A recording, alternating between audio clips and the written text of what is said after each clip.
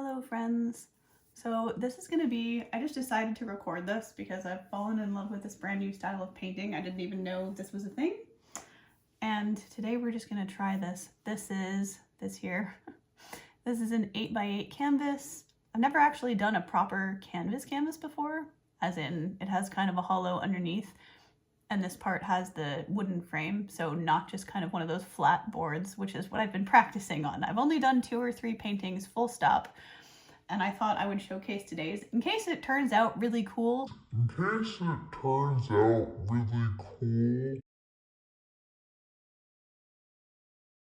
Because I recently tried it on a tile and it came out amazing, and then it dried and it had a huge crack and it was really sad. So today we are going to use, well, I don't know how much of this you're going to see, but this is just a white. This is just an Artist's Loft white that is going to be my pillow, as well as I have some of it set aside to go into the painting. And then the colors that I'm using for this painting are, I don't know how well you're going to be able to see them. However, well, this is a metallic blue. This is all, I decided to try out these pre-mixed to pour paints. So these are already mixed to pour. However, in the copper and the silver, I have some cell activator, which I'm only using dish soap because I don't have access to other fancier cell activators. So this is just 3 drops of Dawn dish soap mixed into this copper here, metallic. These are all metallics because I thought it would be really fun, other than the white, which is just a regular gloss paint. And then this is a silver metallic paint. So let me give these a quick little stir. Well, actually, let me do the pillow paint first before I completely forget that that's a very important thing. So if you're new to this, one of the first things you want to do is lay down what they call a pillow layer, which I won't explain now because you don't necessarily need to know. However, it essentially keeps your painting in the area partially, as well as gives you a nice base coat. There's many reasons. I can do a whole dedicated video on that if it becomes a thing. But meanwhile, let me just pour some pillow on here so we can get some medium happening. And this will kind of contain the painting. It's a bit thick because I wanted, in case the paints were very fluid, I wanted to give them sort of a very purposefully thick base. So saying that though, I should probably not use all of this, which I pretty much did anyways. But you know what, if I have to mix up some paint on the fly, I will do that. We'll see. I don't know. I think what I might just do though is let it do its thing inside of that. So you can do this, and ideally probably should do this with a lot, dare I say, a lot thinner paint. But because, like I said, I want to try this cell activation thing, effect, I guess you could call it, and all that, I want to see how this is going to go. So the way I'm going to do this is a dirty pour style, which for those of you who don't know, just means that what you do is pour each color one on top of the other inside of the cup. So you would put your first color, just pour it in until you have whatever amount you're happy. Then you pour your next color, then the next, and you don't stir, obviously, because if you want them to separate. So we're going to do this that way. I think I'm going to start with some white because I like white. I don't know if this is going to be super pourable, but again, I wanted this to be kind of thick because I want this to stand out. I'm going to save a little bit of that just in case. So again, you really can't see, and I'm sorry, but so you just layer the paint, literally. It sounds ridiculous, and it's really quite cool. So I'm just going to pour these in over here. I know you're not really going to see it, but I'm going to do this in the order that I think it'll look cool. I'm really hoping. And I will add this, that if you're doing this my way and you're using dish soap as a cell activator, it's really, really, really, really important that you do not stir fast because you don't want to stir air bubbles into it. So that's what I'm just mixing this a little bit. So now I'm going to pour some of the silver color.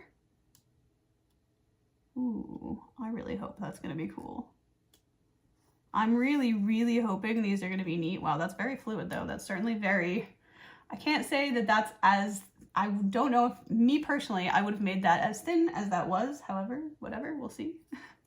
Now I'm stirring up, I'm just gonna kind of low-key try to stir in the camera here, but this is me just stirring up the copper color, which is gonna be what I put in next. So just, if you can't, I know because you can't see the cup, but the cup basically has white in the bottom, so I put the white in first. Then I poured in my silver, and now I'm gonna pour in my cell-activated, that's a weird word, I don't think that's real English, my cell-activated copper color on top of that. See what kind of cool things come out of that. I did pre-measure these to certain amounts. I have the most of this particular blue. Oh, that might be interesting. That's kind of sinking through. Bless, this might be a very interesting painting in the end. We shall see. We're learning together, guys, right? And then last, my favorite color is, this is what I have the most of, is this kind of, I don't know what the color is. It's sort of a metallic turquoise color that is gonna go in the cup last. And then that's when the really crazy part starts. And oh, and if you happen to be recreating this for any reason, this blue does not have any cell activator in it because you don't really want all of your paints to have cell activator, at least not from my understanding of it. I guess we'll find out and again, learn together. So in goes my blue metallic on top of that. It absolutely looks crazy. When you're mixing it, you're like, there's no way that this is not going to absolutely obliterate my painting, but it doesn't. Okay, so here's the moment of truth where we find out A, if we have enough pillow, and B, if I have enough paint in general. So you take your crazy cup, I'll see if I can get this low enough, you can't really, and I don't want to tilt it because it'll mess up what's in there. But just trust that there's layers of paint, it was just one on top of the other on top of the other. And now you just kind of take your cup and give yourself a little spout, if you will. And then we pour into the center and let paint do what paint does. This is probably way too much paint, by the way, but you know. And if I was smart, I'd probably be doing this galaxy wiggle, but you know what, as I may have mentioned, I'm a brand new painter to this. So we're just gonna see what kind of, oh, I am totally seeing how this is not even now. Oh, and we're getting some mixing of colors from the bottom. Oh no, it's actually from the copper. Oh, well, how very interesting. There's my white. Okay, all right. This is tilting a little. I'm realizing how uneven my surface that I'm basically pouring into. And some of you may be like screaming at me like, don't, you're wrecking it. I don't know, we'll find out, won't we? When we go to spin this around or melt it off the table, whatever. So I'm gonna call it there. And let's just, I know this looks crazy right now. It's because it is crazy, by the way. But here's what you kind of do. I'm gonna try to scoop some, if there's any of this left, I'm gonna try to kind of keep it from, please, Becky. I know this is entirely too thick, but please, please, please keep it from completely destroying itself because it's actually kind of cool. I'm absolutely eking the most pitiful amounts of paint out of here, but you know what? I gotta try. Oh, that'll be interesting. Now, if I had my spinner, I got myself something to spin these because there's a really cool effect that can happen when you spin it. But for now, let's just try to tilt this even because it is like so not, oh, let me actually try this with gloves so I don't end up getting it all over me, absolutely everywhere, because that's probably my style. Ordinarily, like when I garden and do pretty much anything else, the last thing I would want to do is have gloves, but in this case, it really will get all over me and everything and everywhere. So as you can kind of probably already see, that's turning pretty darn cool. So I want to tilt this because my surface is not very even. So what you do is you take these and you just allow this painting to kind of open up and move. The reason for the pillow is it gives you this medium. Ooh, I'm gonna try not to flip myself. And I don't know if you can see it, you probably can, but I'm trying to spread it so it spreads that middle and kind of side bit. It's really an interesting sort of thing that's happening here. I did not do a good job with the pillow this time. I do believe that it is a little too thick. But you know what? This is how we learn, right, people? So you just kind of stretch the canvas. And I'm sorry that you're getting glare. I'm gonna try to lean over it a little. The lighting is probably not the best. This is all new to me, guys, so bear with me. This is the first time me painting a canvas. This is the first time me filming me doing any of this, so I'm probably going to make some mistakes. This actually looks pretty darn cool. It's not quite what I had envisioned, however, saying that, it is very, very cool. what you see me doing is tilting, not just, I'm basically trying to stretch out the pattern that is there, and it is really quite cool. And even another thing to consider if you're just new to this or whatever, is that another thing that happens is when the painting dries, the paint still will look very different. And like, because I've used metallics, it kind of looks red, but it's red orange. It's a copper metallic. So everything in here is metallic except for the white, which really does look quite cool. And I'm hoping that I don't totally lose it in doing what I'm doing, which is a little, see, some of this moves much faster than the rest, which is kind of not what I wanted, but I don't know. We're gonna see what we can do here. And I really don't want to lose that middle bit. It's quite cool, and it's stretching out to be a really neat pattern. Again, this is not at all actually what I had in mind when I was thinking about this painting, but saying that, it is still pretty nifty.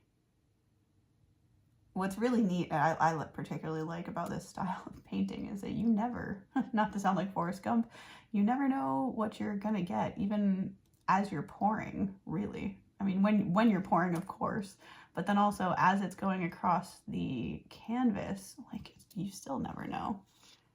I really, really hope that this isn't so thick that it's absolutely annihilating my painting, because the middle of this is kind of like, I don't want to move.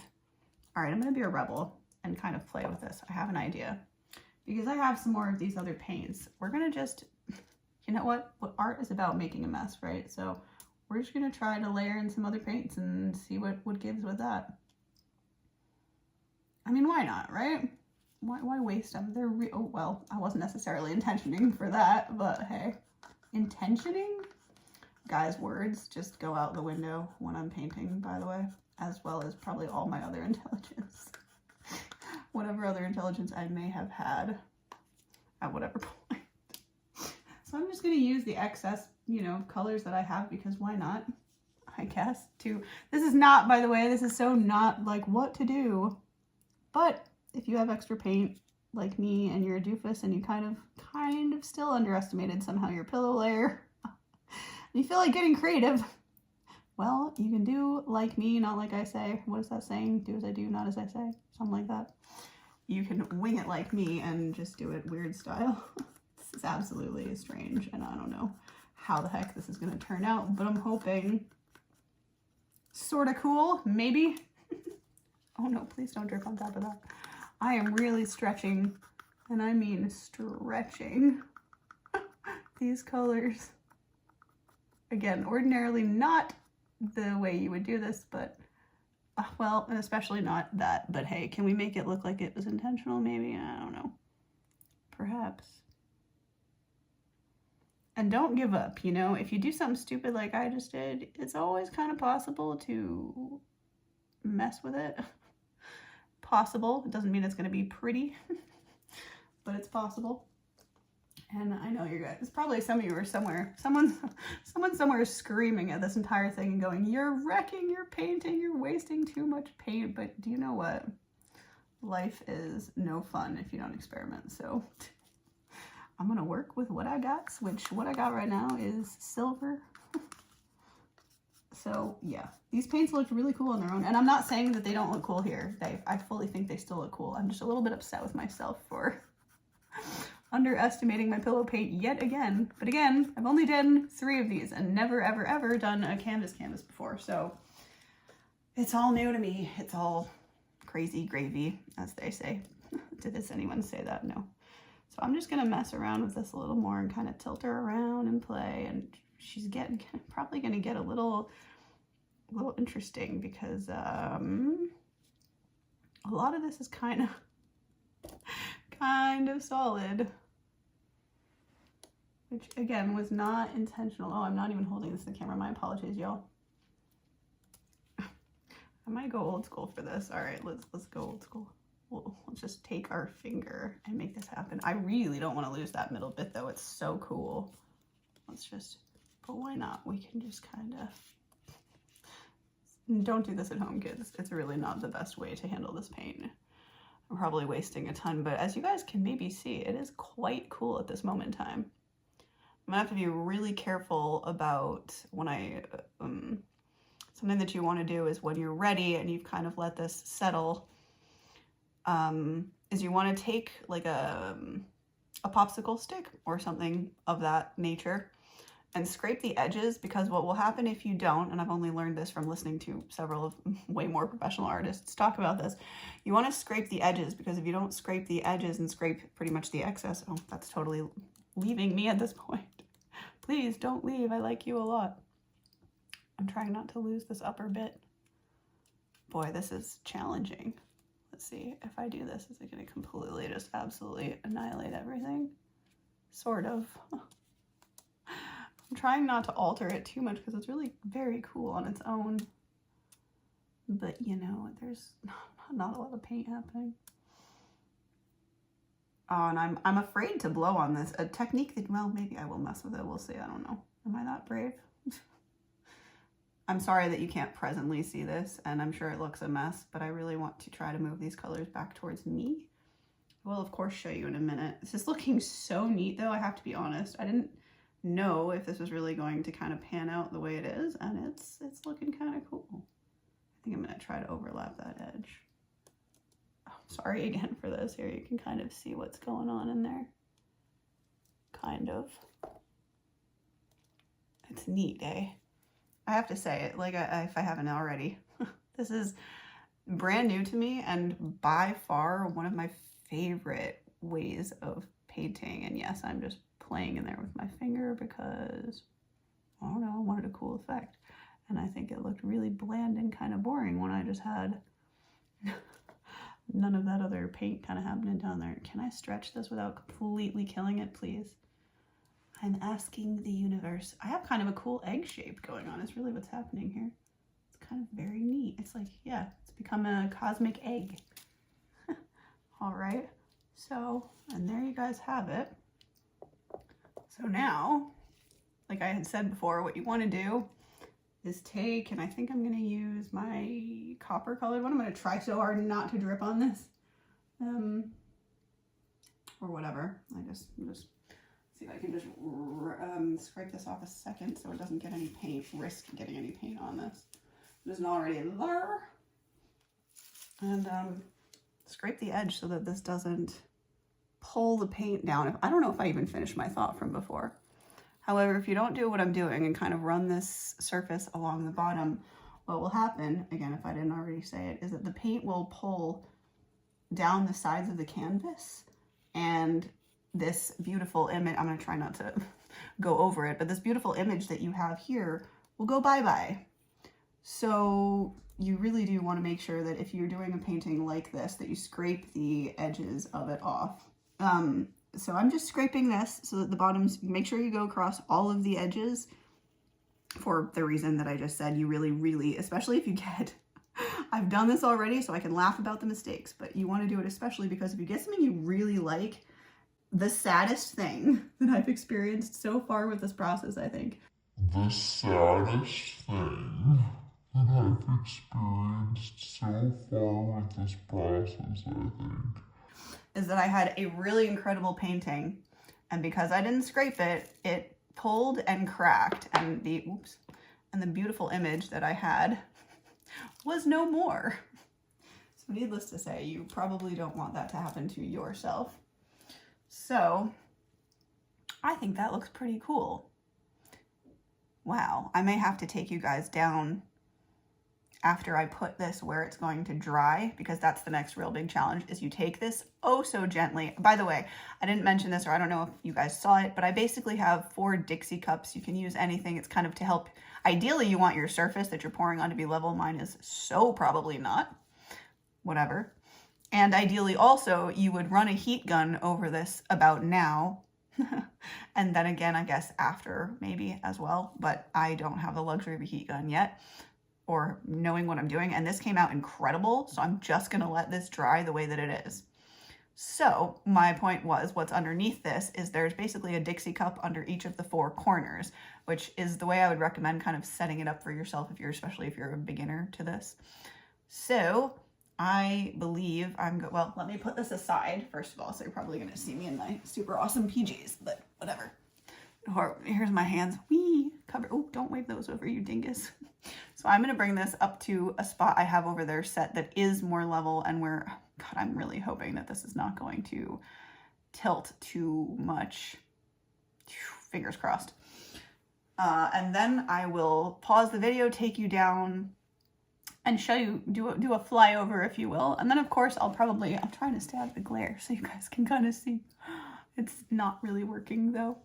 Anyway, I will take you guys down when I set this over to the side, and I will give you a little flyover of that because I actually think this came out looking really cool. Again, in no way what I thought it would look like, and it makes me excited to use like a real cell activator. However, this is like some kind of cool, I don't know. Genuinely, if I tried on purpose to paint this, I couldn't have done it. So we're going to try very carefully to take this. Please don't stick.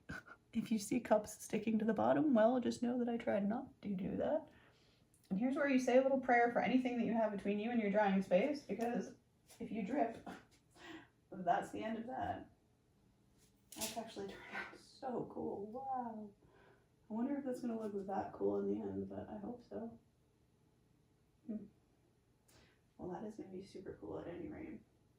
What a fun way to make art, I have to say. It's such a cool way to create things. And now you guys see the complete mess that is this if I leave this in, which I may not. Okay, so I know that you're gonna get some glare on this because I can't really do anything about it. However, this is what it looks like. Wet.